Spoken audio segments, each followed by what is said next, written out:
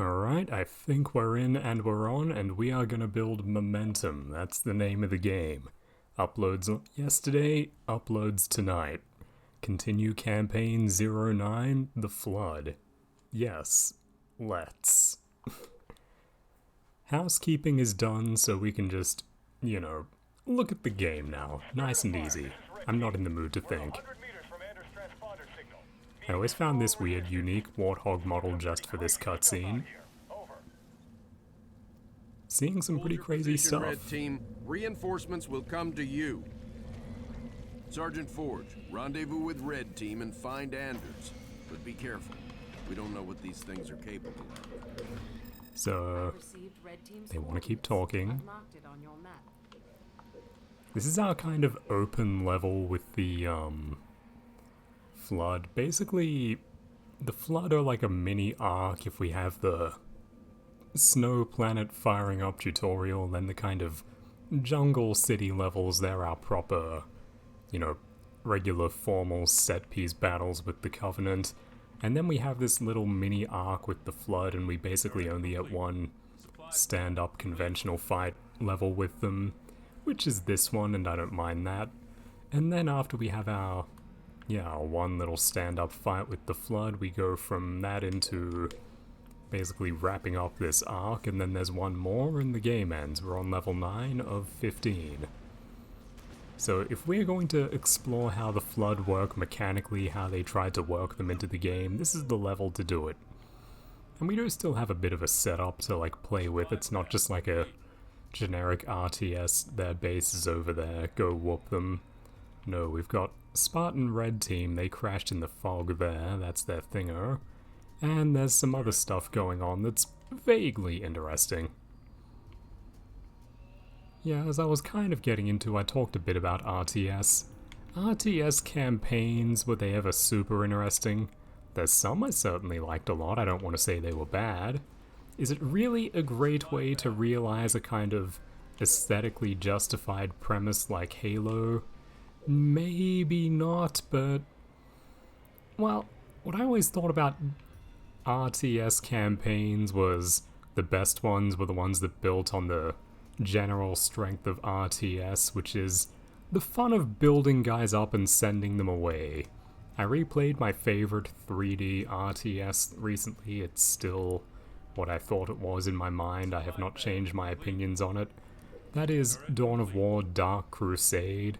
I think that game does a lot of stuff right that people don't really know how to talk about very well. In my mind, the 3D is very kind of formal in that it doesn't feel like a kind of incomplete rendering of how they would do the guy if it were like an on-the-ground shooter. Like, these are decent marine models, but you can see they're abstracted for the sake of polygons and visual readability. And yeah, that's one way of doing it, just deliberately making them kind of a unit, an RTS unit, rather than a lifelike rendering or whatever else you might try to do.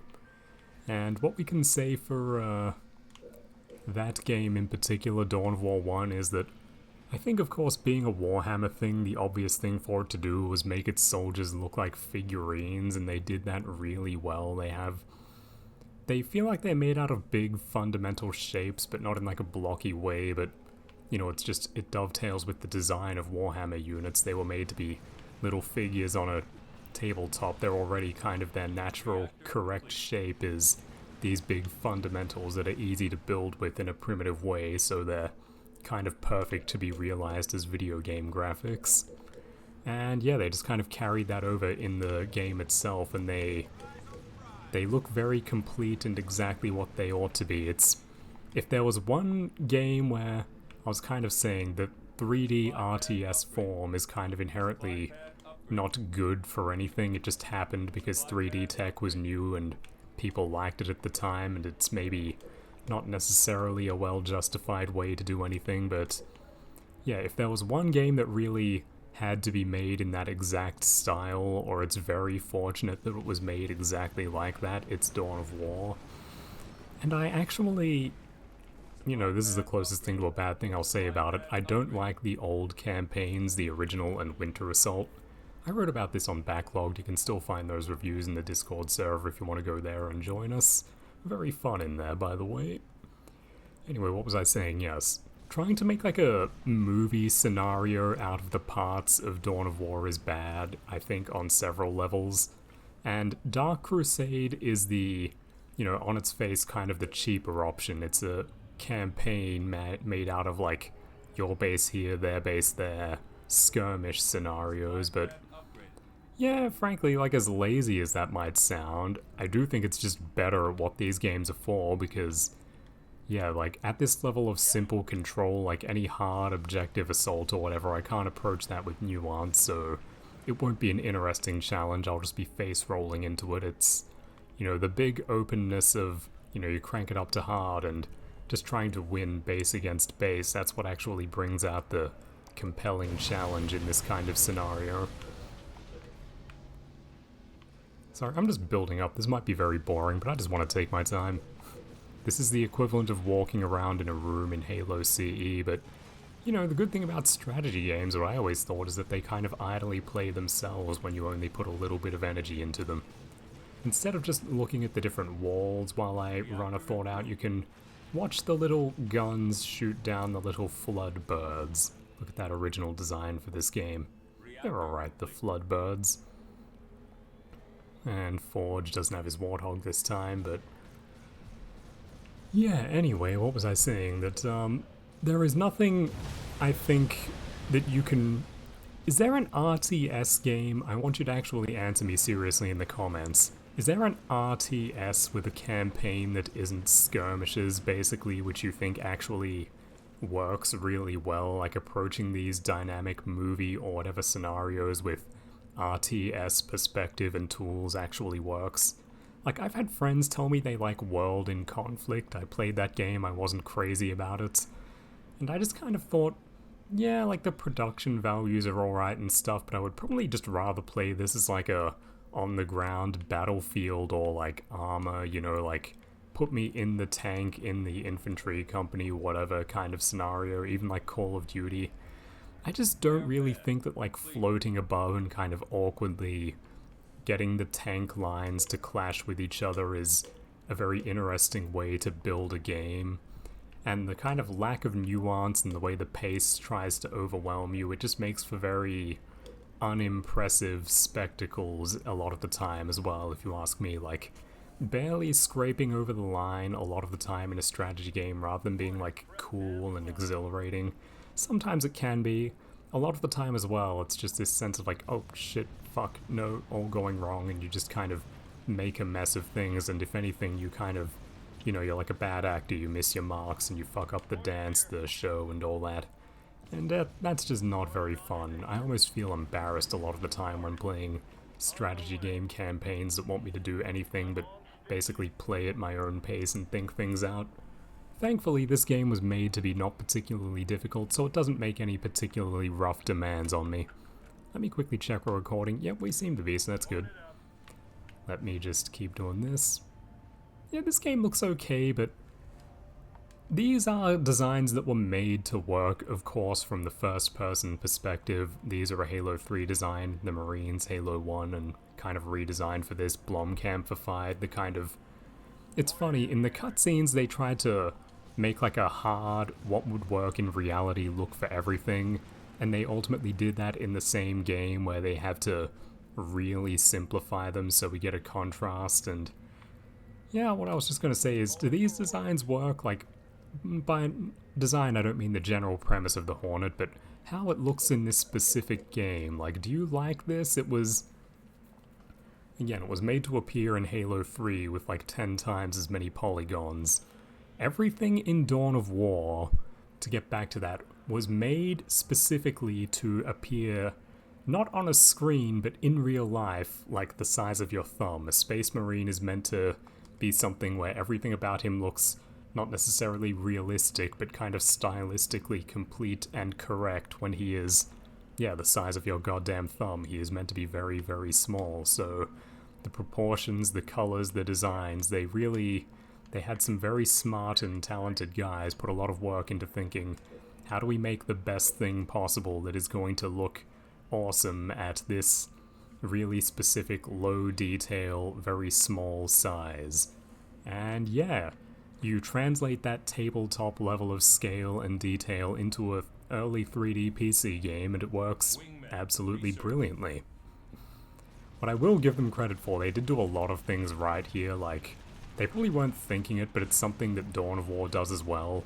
Upgrades appear on your units, which is, as I kind of said, to me, a lot of the appeal of RTS is not just commanding an army, but physically building it. Dawn of War, more or less consciously, because it's a tabletop adaptation, is largely built around this sensation of building. The idea that, like, every level you start with not a lot and build up. Getting a little hairy here, sir. Where's that backup? Oh yeah, I left the Spartans over there. I'm busy explaining why I like Dawn of War. Hang on, Jerome. I don't actually know, is it Spartan Jeremy or Spartan Jerome? They probably say that in Halo Wars 2, but I never played that one because it's like an Xbox One game that maybe was released through like the Microsoft Game Store where it never goes on sale from being like 100 Australian dollars. Yeah, Spartan Jerome, I don't think I'm going to see your big spotlight moment, sorry about that. And I think I like Jerome more than Jeremy, so we're going with that. Jeremy reminds me of a certain unfortunate guy. Ah, poor Jeremy. I wonder if Jeremy watches these videos. If you know what that means, well, good for you. We don't have time to go into the whole Jeremy thing. Now, what was I saying? Yes, I love that the little wingmen physically sit on the props. They're a bit stiff. I would love if they, like, hung on with one hand, like in Halo 3, and, like, waved around and bobbed and stuff, but still, it gives me this sense that as I go through the game, I'm actually building up an army, and just for the sake of it, I'm going to get, like, a barracks and max out the infantry as well, just because I like doing that. But Dawn of War was even better with this, where each individual unit and squad gets built up on its own. Like, each squad of infantry, you like hit a plus sign a bunch of times and physically like this nice tactile thing where you click on the thing and get more guys out of the box and put them on the table. It's like simulating that equivalent in a PC game of like, you've got your basic squad who you get out of the building, that's your first build step, and then you know, add additional members, you add a sergeant to your squad, you give them specialized weaponry, and every time you click a thing in the little requisition period passes, you get a flash and like one of your guys' basic guns gets replaced with a big glowing one or something, or a new guy appears next to them and he's a more elaborate guy, he's the unit's sergeant or heavy weapons guy or whatever. And it's just this great sense of like, yes, when I was a kid, that's why I liked strategy games. I didn't want to be like Doubt and Hera, I didn't want to be the fastest build order macro guy. The intro movie to Age of Empires 1, which I got for free off of a cereal box. Actually, another kid gave me it because he got 2 of that disc off the cereal box promotion. Anyway, that's a bit of a tangent. Thanks that kid, whatever your name was. Who knows how much you influenced my life just by giving me a goddamn disc that came for free. Anyway, yeah, the opening movie to Age of Empires 1, it's like this like ancient, like before the movie 300 had come out, it's this pretty cool and lively depiction of classical era warfare, and I thought, yeah, I want to like build up an army of these cool guys in weird armor I've never seen before, because, you know, on TV there's never any classical period stuff. I don't know what the hell these guys are. And they're like, you know, they're shooting arrows into each other, they're stabbing each other, they're having a great time, catapults are going off. And then eventually I learned about movies like 300 and Troy, and that just made the ideas cooler and more real, and still it was about like, yeah, in some sense the battle, but more than that, like, you know, we all know that boys love stuff like books full of pictures of weapons and that kind of thing. It's largely that kind of appeal where it's like, yeah, I just want to be able to appreciate this nice pile of stuff. It's very much like, why is tabletop cool? Not necessarily because we all want to break out the rulers and protractors and do little autistic Prussian Kriegspiel, whatever it's called. You know, the tabletop game. We want to actually simulate battle mechanics and logistics. It's simply cool to have toy soldiers. Real-time strategy games as a kind of living toy box. They're an upgrade to the shit you can get in real life because they act alive. That's very much the appeal. And that's something Dawn of War did brilliantly, and yeah, frankly, even though it's not a strategy game, it's something Halo Combat Evolved did. I'm sure I've mentioned in many different ways that a lot of what I loved always about Halo Combat Evolved was how lively and reactive it was. Like, you know, when you're a kid and video games haven't gone that far, you've got Mario 64. Shit, that game feels half alive. You've got all, like, little Goombas and Bob-ombs and little toads and stuff all running around, and you know, you load into the level and you can do that as many times as you want, and there's just all these guys who seem to, you know, they like sit in place or mill back and forth, but when you're a kid it feels like each one of those paintings in Mario 64 is a whole goddamn world, and each one has its own like weird, obtuse logic you don't understand. Halo is very much a game like that, where you can just watch an encounter or a scenario like I did with the beach battle. That was what they put on the demo. They knew what their A material was.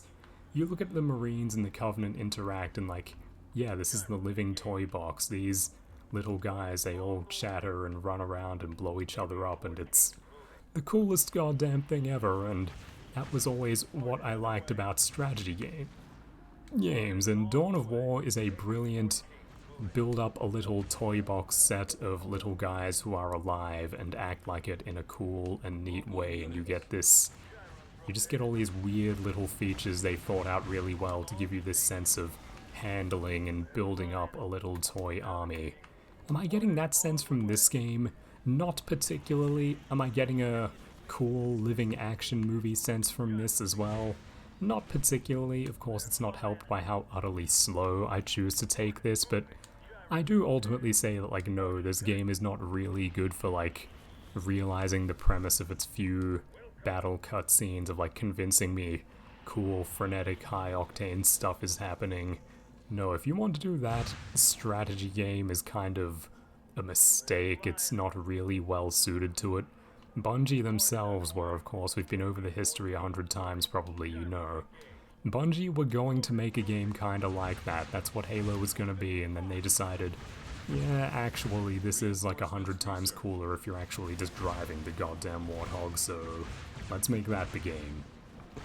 So yeah, they were right when they said that in like 1999 or whenever it was during the production, when they said, let's make this an action game, and nothing really changed. No new strategy game tech innovations happened to make that more plausible or a better idea than it was back in the day when Bungie originally thought this out. Oh no, look at these poor little flood spores, they can't hurt my flying guys. And look, they have chaff pods on top now, isn't that cool? Run, little flood spores, you can't fight back. I'll say, they're a very good little strategy game model. They look pretty much exactly like they do in Halo CE. They did a good job with a lot of this game, we have to give them some credit. Is making a Halo real-time strategy game, a click-on guys from above Vania-born-like, really a good idea? No, but they gave it a solid try. The big one shook, yeah, I don't think we've seen the big one yet. When the colony was destroyed, I registered the large creature weakening. Serena, we're not meant to know what the large creature is yet. A few colony creatures on the way in. We can weaken the big one by taking them out first. Uploading coordinates. It's very shallow, but I do like the Spartan characterization in this game. They just sound appropriate to me. And I said before, like, way back when I was doing the first run of Halo Wars videos, I really like that part in the one level where the big team of, like, impersonal Spartans who don't even get names, you just see them the one time show up and they're just like, yeah, we got this, now we got other stuff to do, you're welcome. Like, yeah, that's cool, that's something the Bungie games didn't really get to do, give us this sense of like, yeah, the Spartans are these guys who just kind of get stuff done all over the place in the Halo world. Now I'm going to do something a bit different to what I've been doing usually. I'm going to chuck Spartans in those, just so I can get them out, but it does also have a practical use. The Spartans, the thingos they're driving to compensate for the lack of their power on the ground, They give an absolutely psychotic buff to any vehicle they get into. It becomes like a goddamn god vehicle compared to the regular ones. So 3 Hornets with Spartans in them will like double the power of this group probably. Look how quick they're shredding things. But yeah, now that I have the Spartans, I'll go back home and build up a bit more stuff. I said I'd do that. I've got this thing. Let's just do that. That. We're gonna talk for a while here. I think I'm in the mood to talk. I wasn't sure if I would be, but I'm feeling good now. How about you guys? Good god, 9,000 resources. Yeah, we're gonna be fine. I can knock one of these down and just build more shit for the sake of it. Hell, let's knock 2 down.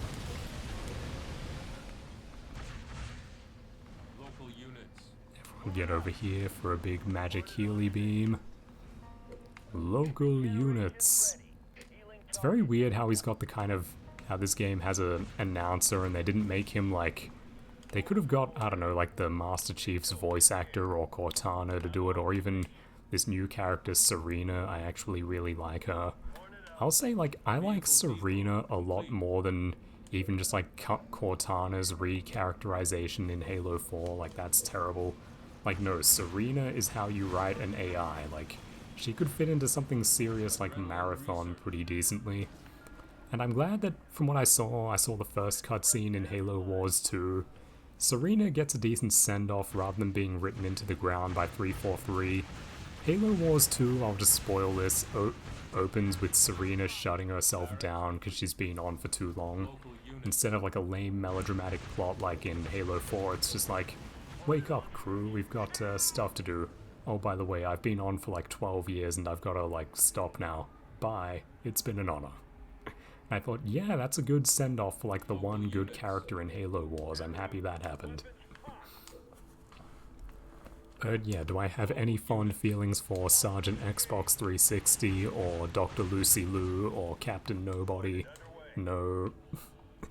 This really is a very characterless work for the most part. I like our stock Spartans who you can't see. Another thing I'll give them credit for, like if you put them in a Warthog you can actually see them. That's a really cool detail. They understood a lot of stuff. Actually, I mentioned Age of Empires before. I think some of the Age of Empires developers worked on this. This is Ensemble Studios. I'll have to like look into specifically who was doing what and when, but yeah, I think this is actually like... there would be some continuity of developers from that to this, so... yeah, my first real-time strategy game. Get out the meme of the big baby toy font for Halo, only for me it was my first RTS, Age of Empires 1, and then they made this one I played so much later, which is kind of, yeah, Halo CE was not a step down, but in many ways Halo Wars is a step down. But of course it doesn't exist in the same continuity as Age of Empires 1, nobody tries to say that, of course, it's... You know, it's kind of odd how nobody even really talks about RTS being ruined. It just kind of fell off from being a regular thing a lot of people made to something nobody really makes anymore. I've of course written about that a lot of times, how what really ruined it was this idea of we just didn't really have a good conception of what these games are or why we play them, and that kind of allowed them to be corrupted and ruined because, yeah, no one was really... The 3D thing first threw people off because these games did a lot of things which ran counter to why people like them, and that kind of happened unconsciously because the 3D tech is here, of course you're gonna do it. The games got scaled down to accommodate polygons, and then when you have fewer units, what do you do then? I guess you build a kind of linear movie campaign, because what else are you gonna do? And then from there, it's like, you know, that just became kind of the accepted thing that RTS is kind of an action movie premise where instead of being on the ground doing visceral cool stuff, you hover above like I am here and just kind of click on units and tell them to run over there. Yeah, it was never really about that. It was never the idea of like, oh, I love the idea of action scenarios, but instead of being in it, I'm above them clicking X to make them move. That was basically a way to accommodate small unit counts, smaller levels, smaller everything made by 3D. And yeah, they just basically never bounced back, they never scaled up again. If you guys kind of tried, like, people understand that Supreme Commander is cool because it's big. Games like Planetary Annihilation tried to recover, and guys who aren't complete idiots like Icy Calm, they understood that, like, yes, we should recognize that this is where the energy and potential in real-time strategy is going. This is what they should be doing, but still, it just kind of too little too late, the interest bled away, and another part of what was very interesting was, of course, just kind of the stock convention spread. Like, unfortunately, the other thing that happened, StarCraft's success and the comp guys in general just wanting to push everyone saying, yeah, I've got the best genre, you all gotta get on with this with me. Anyone who's not making a game along this optimized mechanical line is just falling behind the curve, where no, I don't want to play the best RTS generally. I do actually want to play a spread of them. I appreciate a few different spins and mechanical ideas, but more than that, it's the different aesthetic spins I appreciate. It's fun to see different ideas realized broadly in this way, and what's more interesting, I think, is kind of the big, more isometric, fixed perspective, lots of stuff happening way. Like, I don't think there are many 3D RTS games I've picked up to explore the premise, but I've done that for a lot of the classic 2D RTS games. Like, is there a big mechanical difference between Stronghold and American Conquest? Yeah, kind of, but more than that, like, one lets me play around with the Crusader State setting, and the other lets me play around with the American Indian Wars settings, and those are so radically different that that alone is a justification to look at each of them, not even getting into the whole question of, you know, what's better, the kind of massive infantry clash systems of GSC Game World, or the Firefly thing of trying to do like a kind of living economy. Both of those systems have merit, neither one is better. StarCraft fans will demand that you name one as better, but of course neither can be better because StarCraft is the best thing ever. Or something like that, I don't know, these people are mongoloids. You know what I'm getting at, it's that, yeah, I don't really want to play the best RTS game because, you know, what exactly would be the point of that? There is no best, it's all just a different class of experience. I want to see different things, and I just want them to entertain me for as long as they're novel, and yeah, more people trying to basically compete at doing what is roughly the same thing, if we're honest, but just giving it their own honest spin and seeing how that turns out. That's super interesting. That had cool results. I liked that ongoing battle between different people to make a cool RTS. The big one is even weaker. Oh yeah, we can see this thing. This is the Gravemind, by the way. There's always one of those for the Flood. It's their brain, their hive mind, whatever, and yeah, the Flood showed up last level, and now we're killing their brain already. We sure are moving quick.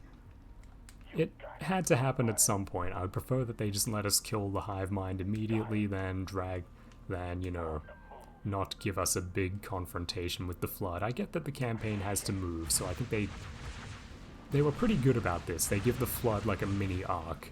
They show up, and you have a battle. You have your main battle, where you kill their brain, and then we have a kind of parting battle, and they're just kind of in the background for the rest of this campaign.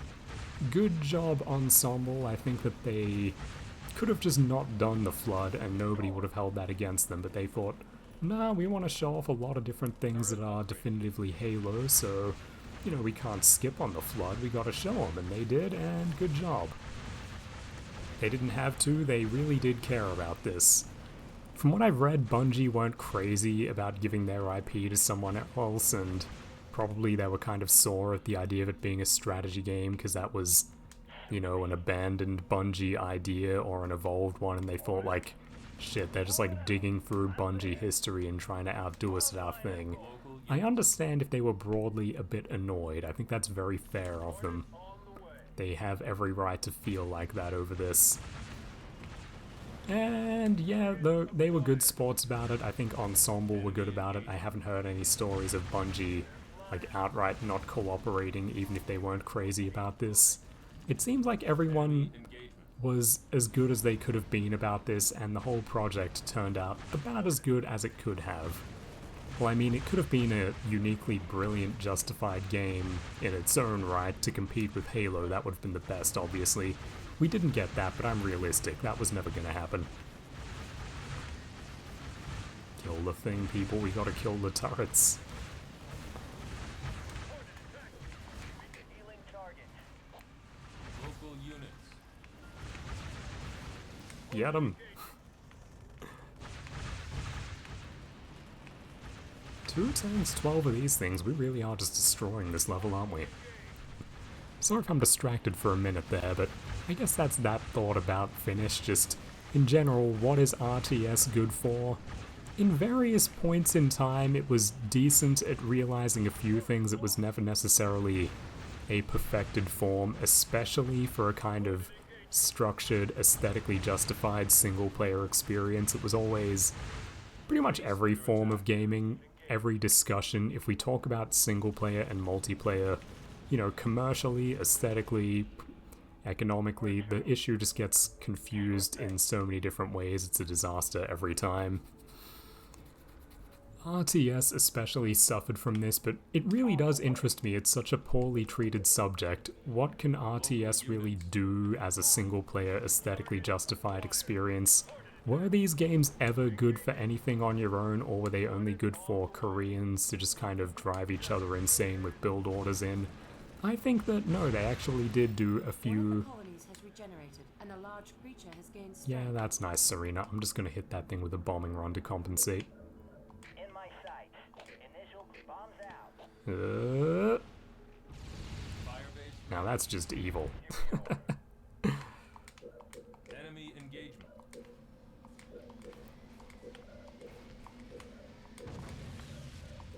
Now, I was saying, yes, I do think that RTS accomplished a few aesthetically striking moments and can generally convey a few impressions better than other kinds of games, and as I was saying before, again, I just stand by it, I really do think that the, oh god, those almost ate all my marines. I was just in time there. Get 'em, Forge. It's your job. Is this because that one base regenerated that spawned a gajillion angry ones of those? One of the colonies has regenerated, and a large creature has gained strength. Come on, Field Army, your job is to kill the regenerating creatures. Healing targets. Units. Yeah, as I was saying, in my opinion, the most justified, you know, what is the experience I can most recommend to someone as a kind of general value aesthetic thing, rather than like, oh, well, it's the hardcore gamer experience. Like, no, if you just like cool stuff, what is the thing I recommend to you? The thing that I recommend on those grounds is, of course, Dawn of War, the first one. It's not the most robust or sophisticated or excellent game system. In fact, it's kind of bad as one. I would not really recommend trying to play Dawn of War online. There are still cults of eccentric Russian people who play that game online constantly. If you join their lobbies, they may ban you, not ban you, just kick you for very poorly explained reasons. You've breached some taboo with your name, or they don't recognize you and they don't want to play with some guy they don't know because they've been doing this for 100 years. My point is just that people do that, but it's very much a kind of... yeah, anything people do for a long time can become a tradition, and yeah, some traditions just get weird because they're insular. And a large creature has gained strength. People who are still playing Dawn of War online are very strange, but that should not be taken as a mark against the game. It's like speedrunning or something. People will get into anything mechanically and make a sport of it, but what you should really do is just play the Dawn of War Dark Crusade campaign, pick whichever army interests you the most, and just... yeah, just take it easy at your own pace and admire building up the little army men and looking at them. That really is the point of the game. It's the build a little army of plastic men and look at them game. That is something which is just kind of on a base level appealing to human beings, I think, and it's done brilliantly there. And it's done okay in Halo Wars. And on that note, let's kill the brain bug. Yeah! Can you fly, sucker? Did I lose a single unit? And that's it, we defeated the Flood. As soon It's as that easy, Master Chief, you big drama queen. just east of here. And that's an easy thing to sort in editing, that whole mission. I just turned the sound way down because who cares? Nothing much was said, you're here to listen to me and admire the nice little plastic models blowing up zombies. Now, the next level is actually timed, so I have to, focus and try to beat it, so this was a big, indulgent Anthony Speaks level. The next one I actually have to play the game, so I'll just kind of talk you through that as we're going. I only got bronze, what was I meant to do? Kill flood stalks and get all the colonies dormant at once? Yeah, if I want to get all the medals, we can do that, no problem. A brief aside, I think this game's medal system with like its side objectives, which are multiplied by your time and casualty ratio or something like that. My combat bonus I think was at the max, you can see it's times 10 there. This game has a very neat scoring system. Halo tried to incorporate this, the Bungie ones, with medals and stuff, and they worked those backwards into Combat Evolved as well. I think they might have started in 2 or 3. Anyway, this game I think might have the best medal and score integration of any of them. They know it's a very simple campaign, but this is a very good way to get a bit more mileage out of it, try to get or beat the part-time and get gold on each one, and some of these levels more than others lend themselves really well to being really good repeating challenges. I may have said the refugee wave rescue level in the city is my favorite level in this game by far. You can kind of beat the hell out of it on normal, but shit, put that thing on heroic or legendary and try to get gold, save all the transports. It is really... there's a lot going on there. It can get quite chaotic, and that's just as a little kind of puzzle scenario. You just start it up and set it up again over and over again. It's very entertaining, that one, to try and do your best on it. And that last level, it's just kind of... it's the closest this game gets to conventional, just about. Build your base, go roll out and get the other base. Only they're the Flood, they don't have a base, they have a brain, which is kind of funny. But yeah, I enjoyed that, and if you do just want to fight the Flood, they're not a skirmish faction we can line up and fight whenever we want, but this is basically a skirmish scenario. If you're just really aesthetically fascinated with the Flood, you have this one pure level that's just them that you can just load up and fight over and over again if it pleases you. So I appreciate that they did that. They gave you pretty much a scenario to give you every possible class of experience that can work with the parts of the game they made. It's just a well-constructed campaign. As I said, it's kind of arcs. You have your different little fighting Covenant scenarios, then fighting Flood scenarios, and then a few kind of weird combined back and forth things, different unique conditions. We just do a bit of everything as we go, and you can just go try to get gold on whatever you like, or just play the whole thing once, whatever. It's a 2010 3D strategy game for the Xbox. It's not a must recommend, but if you think it looks cool, why not? You can give the campaign one run. I don't mind it. Okay, what do we got here? I forgot there was another cutscene. Oh yeah, they kidnapped her. They understand that she's good at making machines turn on. Yes, Hierarch. This is the one I observed. Such a frail thing. She looks so You would hardly comically think Asian them a American to threat. me. I demand to know why I'm being held. Demand. So 2010, A human or ship has whenever this arrived came and is out. closing in on the entrance port. Get the Hierarch to High Charity. Intercept that human ship and destroy it at once. Yeah, I'm not crazy about how they work the color and the metal onto the exteriors of the elites there. This is a cool Nothing shot. but ocean. Are you sure this is it, Serena? Fairly sure. Initiating a deep scan. Docking. Cleansing. That's not right. Captain, you're not going to like this. Oh no, what is it? The guy's a sergeant, but he's just the only other one on the bridge as far as I can tell. I was a couple of tech nerds at computers. Oh shit, they got us. Hey, it's those guys. Remember them?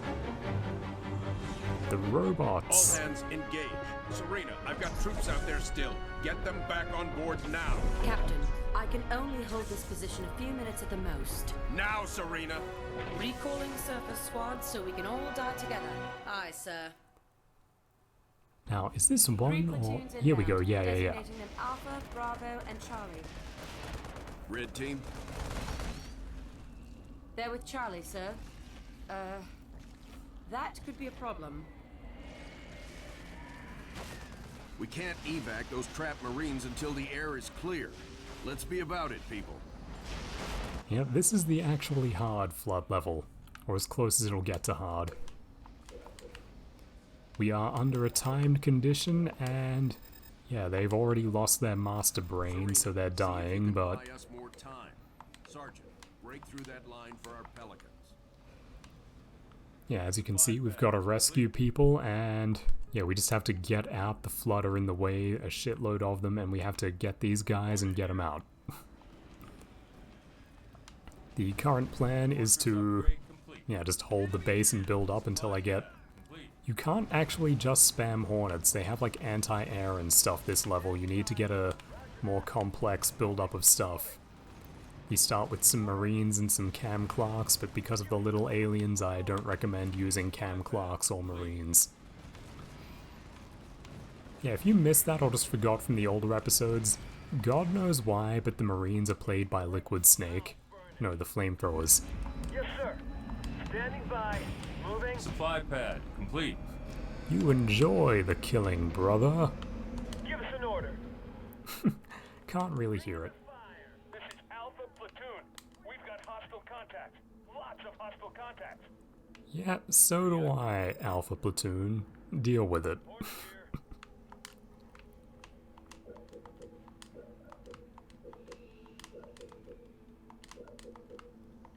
We're just going to do the classic Anthony move of... Yeah, 15 minutes if you think about it is actually kind of a long time.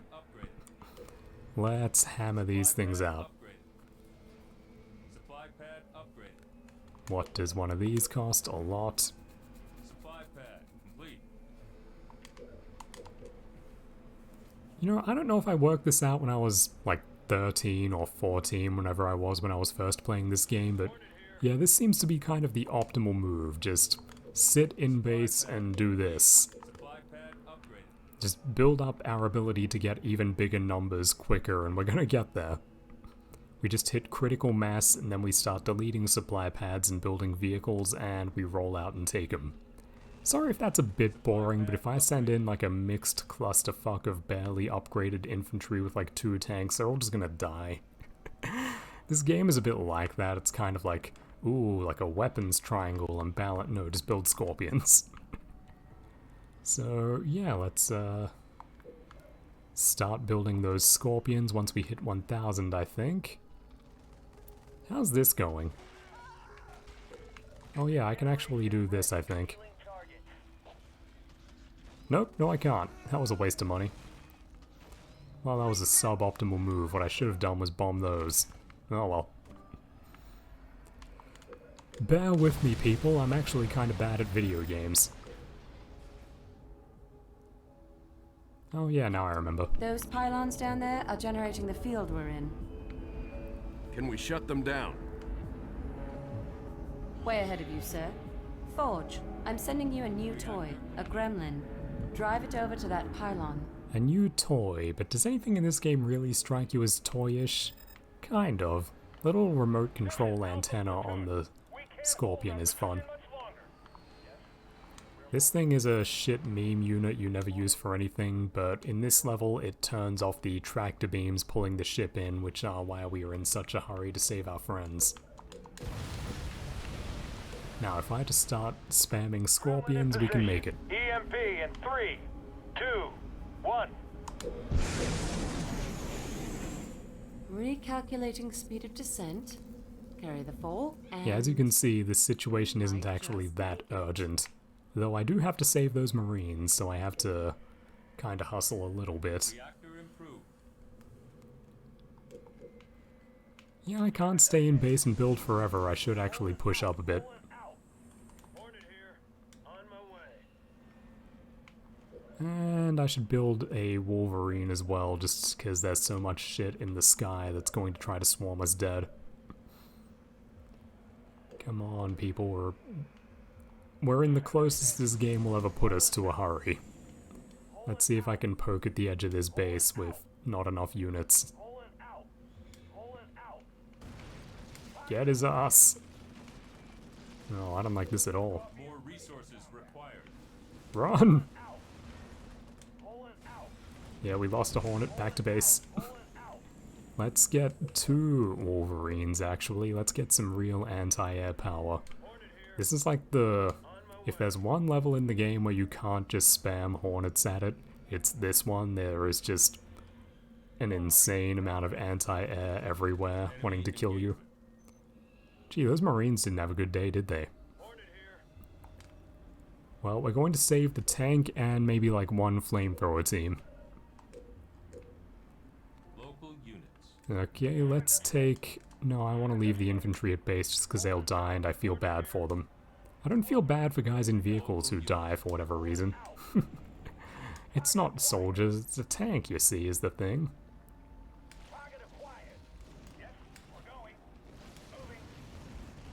Get it, Wolverine. Go tanks. Now get that one. Have the Wolverine kill them. Have his Wolverine brother come up and help as well. We're making it. And you see, in all this stuff on the ground, like, I don't quite know what the spore clouds do, but I think the idea is they infect infantry. I don't know, I just think it's terrible to use infantry really just always in the flood levels. It's kind of, in the other levels they try to always scatter around like stuff you can put them in to make them useful, but here it's just like a terribly ill-advised idea. Don't do it. And our 3 Wolverines and 2 tanks are doing it. 3 tanks and 2 Wolverines, I mean. Oh gee, maybe they're not. Come on, guys. Oh, I should probably blow that up. Oh, I just have to clear this area for evac. Right. Very good. Heal. Live. Local units. Ah, gee, we're in trouble. Yeah, we really need you. Local units. Yeah, this is kind of the RTS campaign problem. Would you really like it? Would the game be better if every level was this, if I was just basically doing a calculus of like, okay, do I spend more time building up guys, or do I send them in to fight now? Is that really like fundamentally cool or interesting? Is that a good use of the elements of this game, or would it perhaps be better if the whole game was just built around like building up toy soldiers, looking at them, and then just having them clash kind of in a leisurely way with another pile of toy soldiers? Oop, the Pelican's gone. We should go get the thing and meet them. Oh god, were there any soldiers left? Maybe I'm retarded. I don't even know how I could have done that much quicker. I'll take your word for it. You recovered a platoon. Thanks for that, Sergeant. Need a grizzly? Kind of, yes. Bravo platoon. Sergeant, would you kindly get off your ass and save ours? Regeneration healing targets. Okay, we get this one heavy super tank, and... what does it cost to transport? Oh, I can't. Well, I don't have, like, a... I might send a Warthog just to go get that stuff up there. That'll be worth it. And beyond that, yeah, we'll just build up more vehicles and have a big pile of everything go and, join the giant murder ball up here, and we're all going to roll out and... yeah, just crash vehicles into flood. That's this whole level. Oh, I think I can make more gremlins and take them to more of these if I need more time. Oh god, I completely forgot there was a bloody free reactor over here this whole time I could have used to save so much money and just snowball harder and faster. Oh well, that's the kind of thing you can learn if you want to actually get your gold medals and optimize. This game does give you room to get better. You know, I might drive another gremlin up there just for the sake of it. Go, go, go, go. Reactor claimed. Okay, so I actually have to go all the way around. Marking on your display. Have I made the... Oh, that's cool. If you call in another gremlin, it actually does get called in rather than from your base, because the kind of premise of this level is that that's like a thing that's specialized. It's being sent in just for this job. Never mind, it's not that interesting. This whole level is just an exercise in, again, crashing vehicles into stuff. Really, not even like a complex spread. Wolverines to shred the flying bastards. Them. Okay, for them I actually have to cryo-bomb them, there are too many. 50, 60, 70, 80, 90, go. Watch this.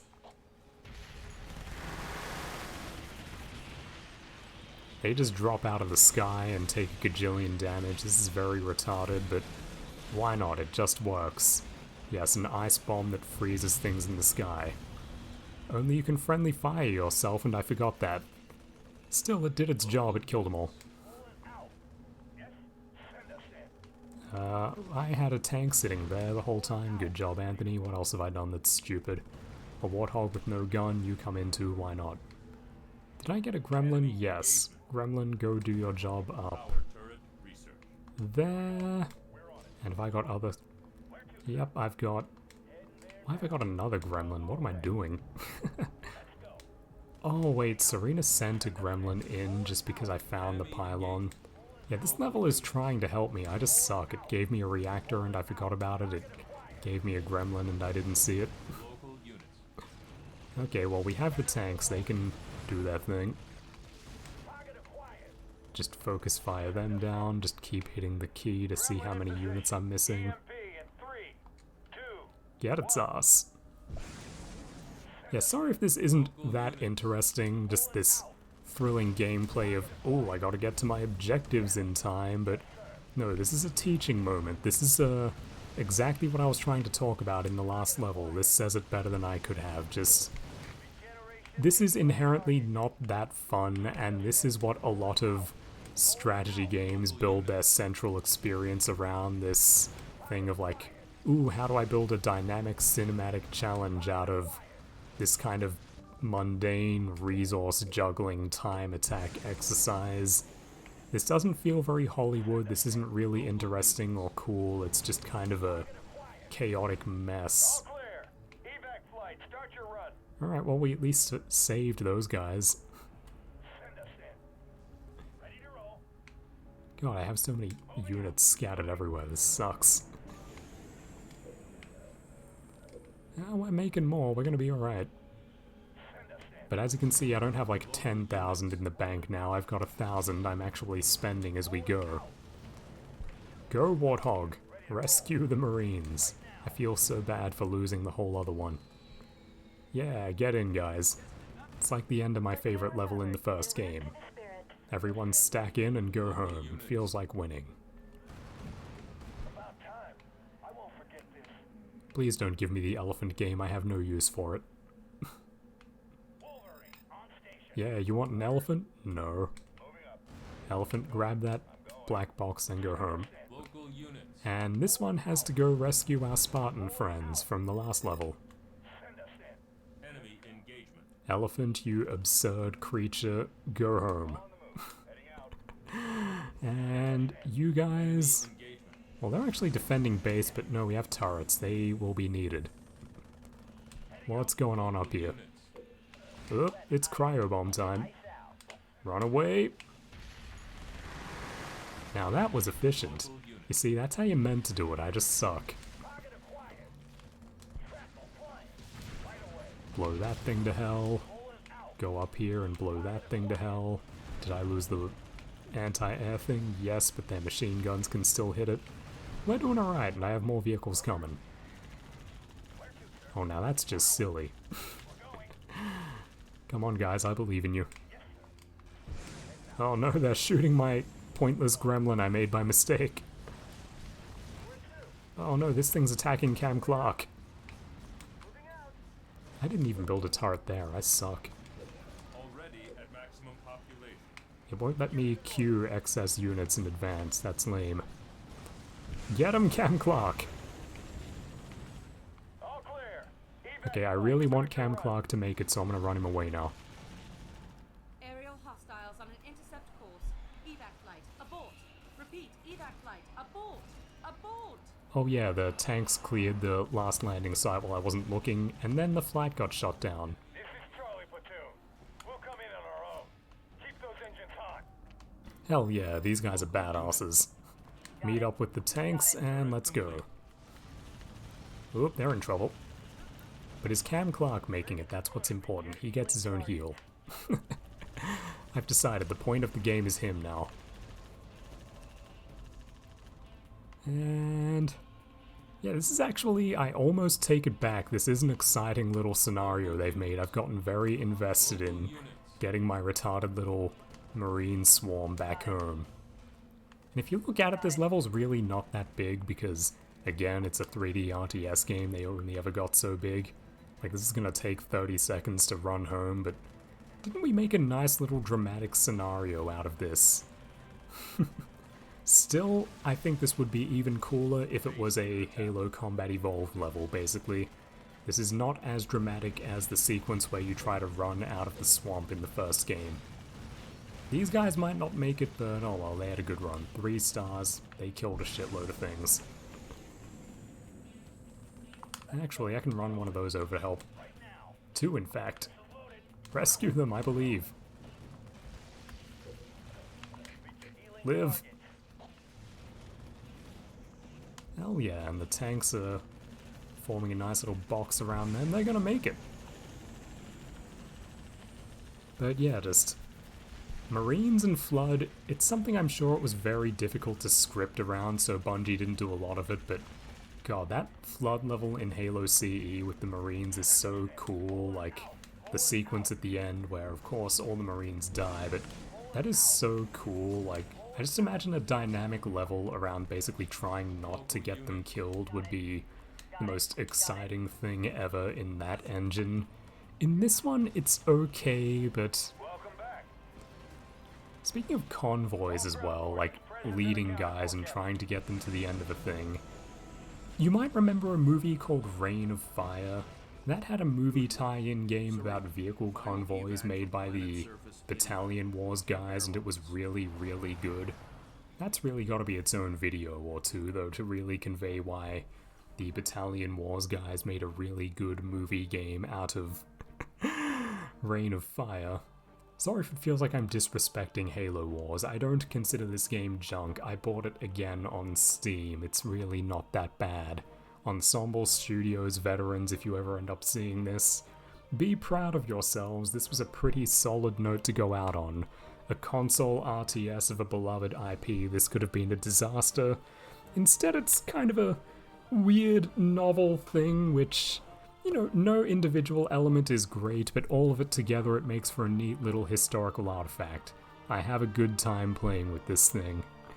And I think if I hit continue, we get the next cutscene, but we'll call it here. We've wrapped up the Flood arc, we've kept up our momentum with doing videos. I wasn't sure if I'd enjoy it tonight, but I got into a very pleasant zone. I think I really enjoyed making this one. I hope you enjoy listening. Thanks for watching, and we'll call this one here and probably get another one tomorrow. We've got the momentum back and I want to finish this game. 5 levels left, I believe.